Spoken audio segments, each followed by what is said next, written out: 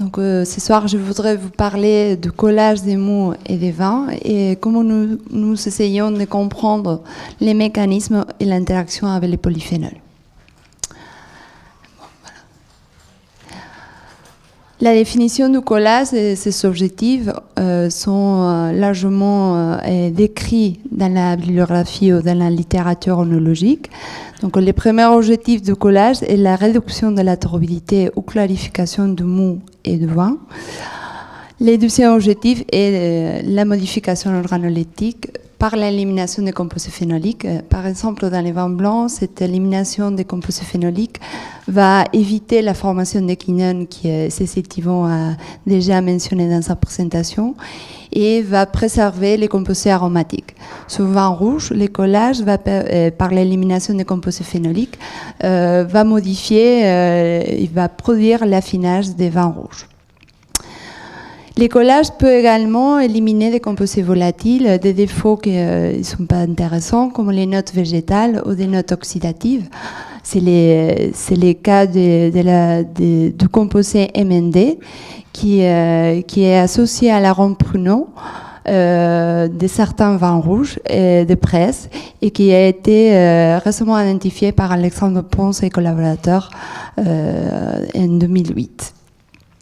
Et le troisième objectif, aussi important, c'est parce que le collage entraîne la clarification des particules en suspension, mais aussi des particules colloïdales. Et ces particules nous permettent de stabiliser notamment les vins rouges vis-à-vis de la matière collante. Le collage peut être réalisé à différentes étapes de la vinification. On peut réaliser un collage pour réduire la turbidité d'un mou blanc, ou on peut réaliser également la réduction de la turbidité d'un vin blanc. On peut réaliser un collage pour la réduction ou pour la clarification d'un jus issu de thermovinification, parce que de cette manière, on va éviter la formation des défauts organoleptiques associés à la présence des bourbes. Et on peut réaliser également une clarification des vins finis au cours de l'élevage. Pendant la vinification en blanc, on peut éliminer les composés phénoliques oxydables avec un collage préventif, soit sur mou, soit pendant la fermentation alcoolique. Et on peut également éliminer les composés phénoliques déjà oxydés sur un vin blanc fini. Également, dans ces cas-là, on pourrait éliminer certaines notes d'amertume ou des notes végétales qu'on peut retrouver dans certains vins blancs. Dans les cas de la vinification, pendant la vinification en rouge, l'action du collage est notamment utilisée au cours de l'élevage du vin. On peut éliminer des notes végétales ou des notes oxydatives avec un collage précoce après la fermentation malolactique, et le collage permet également de gommer l'astringence et diminution de l'amertume et également la stabilisation de la matière collante. Donc, comme vous voyez, le collage permet de réaliser différents objectifs. Et donc, le collage englobe deux phénomènes, c'est les phénomènes colloïdaux, c'est-à-dire la clarification et la stabilisation de la matière collante, et l'interaction moléculaire, c'est-à-dire l'interaction entre la protéine et les polyphénols, ou la protéine et l'arôme. Donc, notre équipe, depuis quelques années, travaille sur les phénomènes colloïdaux, et les deux questions qu'on se pose, c'est comprenons tous les mécanismes impliqués et pouvons-nous prédire l'action d'un col. Donc, dans cette présentation, je vais vous parler de la clarification et de la matière colorante, mais je vais vous montrer quelques exemples de l'interaction moléculaire, c'est-à-dire de l'interaction protéine-polyphénol, et avec des exemples qu'on a sur vin blanc et sur vin rouge. Donc, en ce qui concerne la clarification, laissez-moi vous rappeler la cinétique des collages et quels paramètres on utilise pour la mesurer. Comme vous le savez, lorsqu'une protéine est additionnée dans les vins, elle va créer une augmentation de turbidité qu'on appelle la capacité de flocculation. Les flocons formés, ils vont sédimenter et clarifier les vins. Donc pour cette partie du mécanisme, on a deux paramètres, la vitesse de sédimentation qui est celle qui pour atteindre la turbidité initiale et la vitesse de clarification qui est celle entre la turbidité de départ et la turbidité finale. Par conséquent, les flocons vont s'étasser et former des lits. Donc nous, on peut les mesurer par la hauteur des lits. Suite aux travaux précédents, différentes équipes ils ont essayé de corréler la clarification et la sédimentation avec la charge de la protéine. Pendant mon postdoctorat que j'ai réalisé dans cet institut, nous avons observé, nous avons identifié des nouveaux outils qui semblent mieux définir les pouvoirs clarifiants de la protéine et la formation des lits, qui c'est les potentiels zeta et la taille des particules. Donc, le potentiel zeta est relié à la charge, mais à différence de la charge, elle indique l'équilibre des forces attractives et des forces répulsives d'une particule dans un milieu. Donc, elle est très particulièrement utilisée dans des autres domaines parce qu'elle indique, le potentiel zeta indique la stabilité des particules. Donc, pour vous expliquer un peu plus, le potentiel zeta peut être inférieur à moins 30 mV ou supérieur à 30 mV. Dans ces cas-là, les particules sont stables. C'est le cas des polysaccharides et monoprotéines qui présentent des potentiels zeta inférieurs à moins 30. Donc, dans ces cas-là, les forces répulsives sont supérieures aux forces attractives et les rendent stables. Mais dans les cas des cols protéiques, les valeurs sont entre moins 30 et 30 mV. Donc, dans cette fourchette, aucune de ces forces n'est prédominante. Donc, les particules forment des agrégats et des flocculations. C'est comme ça qu'on peut expliquer les phénomènes de flocculation et d'agrégation. Pendant mon postdoc, nous avons observé que cette valeur nous permet de prédire le comportement des cols, car elle nous indique les types de formation des flocons.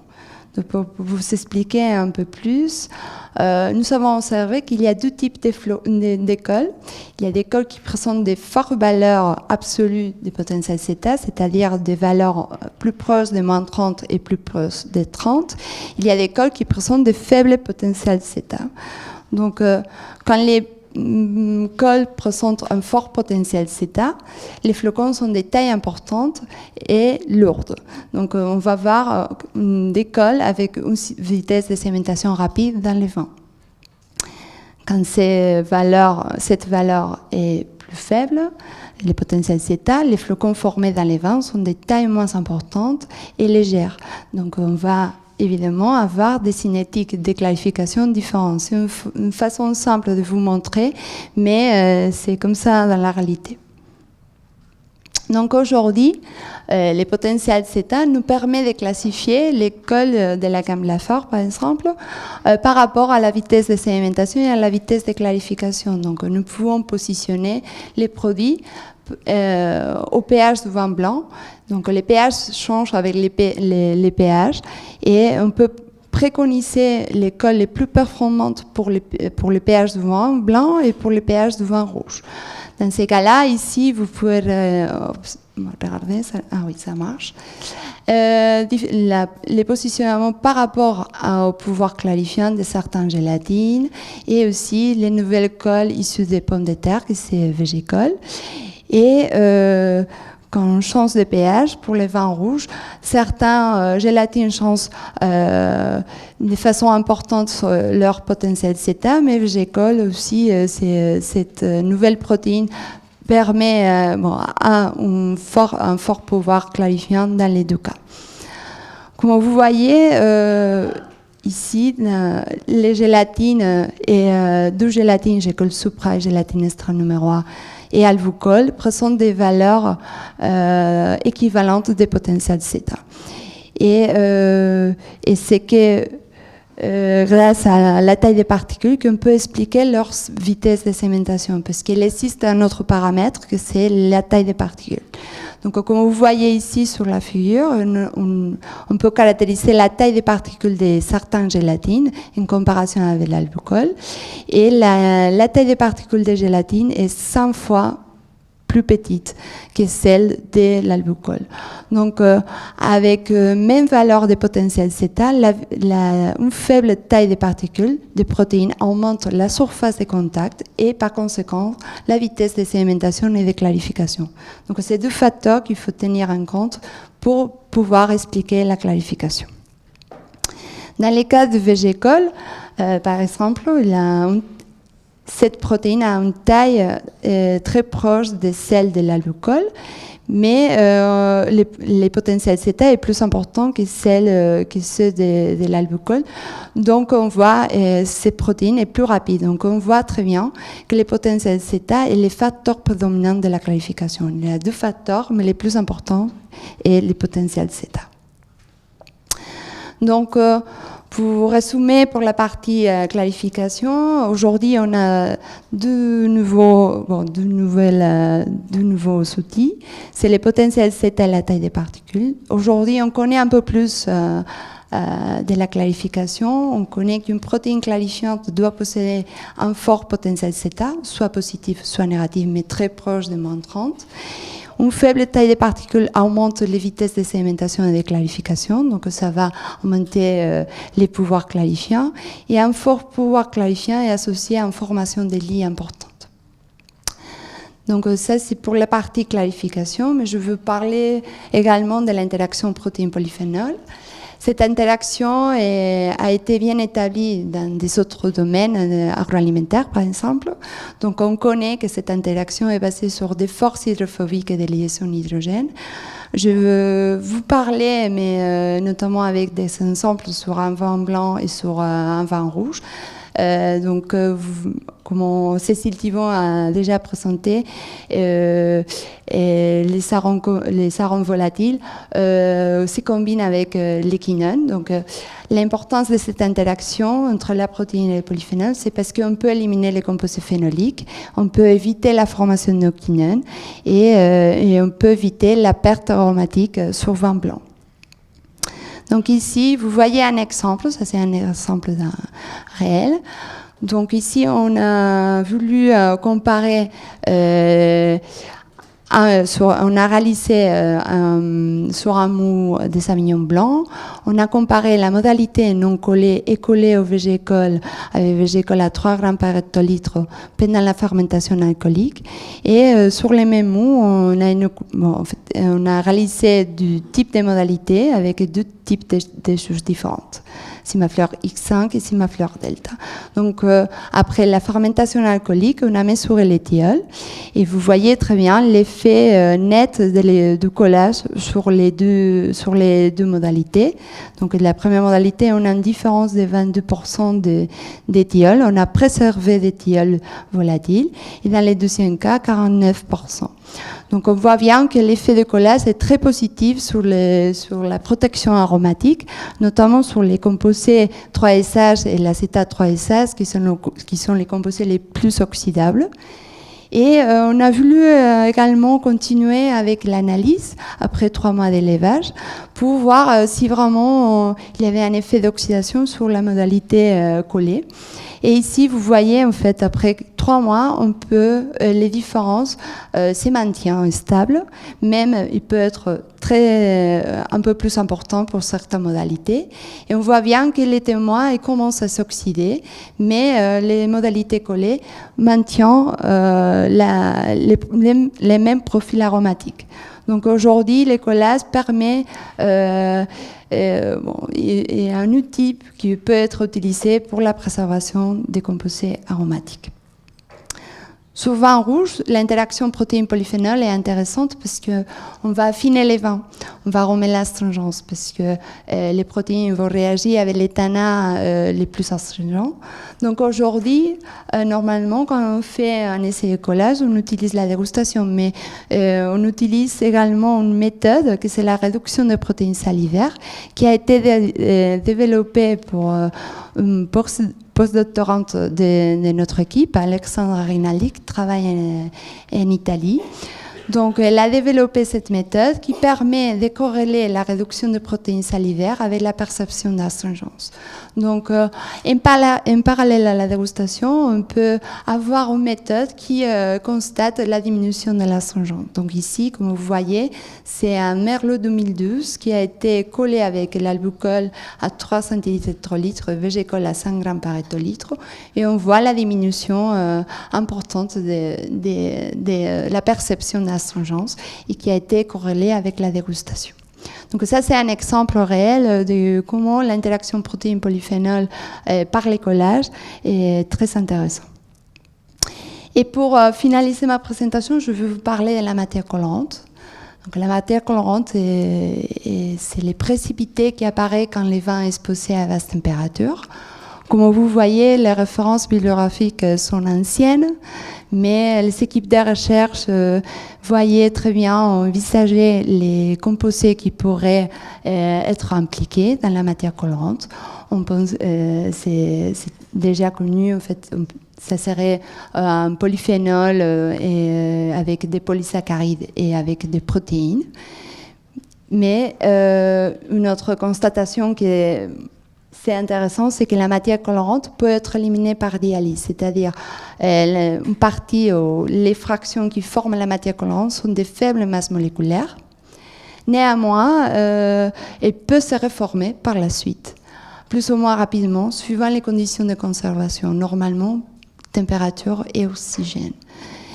Les autres traitements qui existent aujourd'hui pour éliminer la matière colorante, c'est les traitements par les froids et les collages, mais ils sont pas toujours satisfaisants, donc ils peuvent éliminer cette fraction de matière colorante, mais une nouvelle se reforme à l'état colloïdal dans les vins par le vieillissement. Donc c'est un sujet assez complexe. Notre équipe a décidé de reprendre les sujets. Donc aujourd'hui, nous collaborons avec l'Institut de chimie et biologie des membranes et des nanojets de l'Université de Bordeaux, et dirigé par Eric Dufourc, pour analyser les précipités des matières colorantes des vins rouges jeunes. Pour cela, on utilise la technique de résonance magnétique nucléaire. Et donc, le but de ces projets, est-ce que ça marche? C'est d'étudier la composition du précipité, mais également de valider les tests au froid pour la stabilité de la matière colorante, parce que c'est une méthode qu'on utilise très habituellement dans les laboratoires pour confirmer ou pour mesurer l'instabilité, et également identifier les différences parmi les vins issus des différents cépages. Donc, pour vous montrer quelques résultats, ici, vous voyez sur la figure les profils après l'analyse des précipités et matières colorantes, après un traitement en test au froid. Et donc, ça, c'est l'analyse des carbones. Et on a comparé les précipités des deux vins différents, de Merlot et de Cabernet Sauvignon. Et également, on a regardé l'influence de l'élevage sur la matière colorante. Donc, comme on peut observer que les profils sont assez similaires. Et en fait, dans les premiers mois d'élevage, on peut voir ici, on peut différencier la présence d'évitatrate de potassium, qui c'est normal, et qui disparaît au cours de l'élevage par la précipitation naturelle au cours de l'hiver.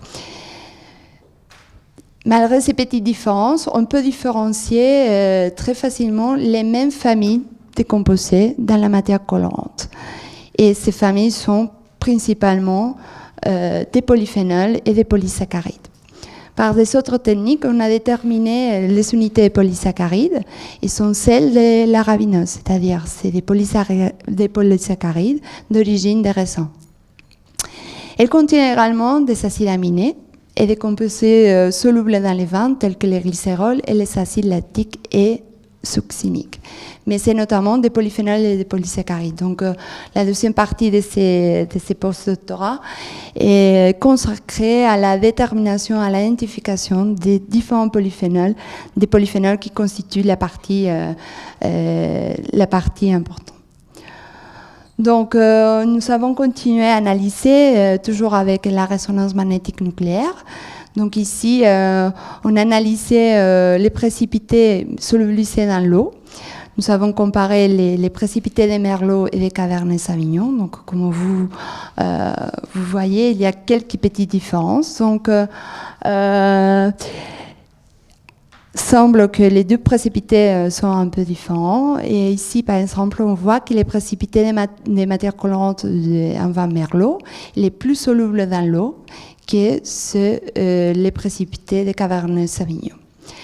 Néanmoins, la quantité de polyphénol totale est plus importante dans les précipités des cabernet sauvignon que dans celui des merlots. Donc aujourd'hui, on va utiliser la technique de résonance magnétique nucléaire, mais également des techniques de HPLC préparatives et des masses pour essayer de différencier les différents composés qui forment cette fraction et qui semblent être très importants dans la fraction des matières colorantes. Donc aujourd'hui, on a quelques réponses en fait par rapport à la composition de la matière colorante. Elle est constituée principalement de procyanidines, des tannins, d'anthocyans et des polysaccharides. Nous avons également validé les tests au froid comme une méthode fiable pour déterminer l'instabilité ou la stabilité d'un vin rouge. Et l'identification des composés phénoliques permettra d'expliquer les différences de stabilité des matières colorantes qu'on peut retrouver dans différents vins. Également, on pourra, cette identification permettra d'améliorer l'application des produits de collage et comprendre les mécanismes ou comment le collage permet d'éliminer cette fraction de matières colorantes. Je voudrais remercier le laboratoire des polyphénols dirigé par Pierre-Louis Tesser dans lequel j'ai réalisé mon postdoctorat, l'équipe des génies des procédés de l'environnement et les groupes, l'unité Amarante qu'on a installé ici à l'ISVV. Je voudrais également remercier l'Institut de chimie et biologie des membranes et nano-objets de l'Université de Bordeaux et le Château Renaud et Château Villa-Velard pour la mise à disposition des vins. Et je vous remercie de votre attention.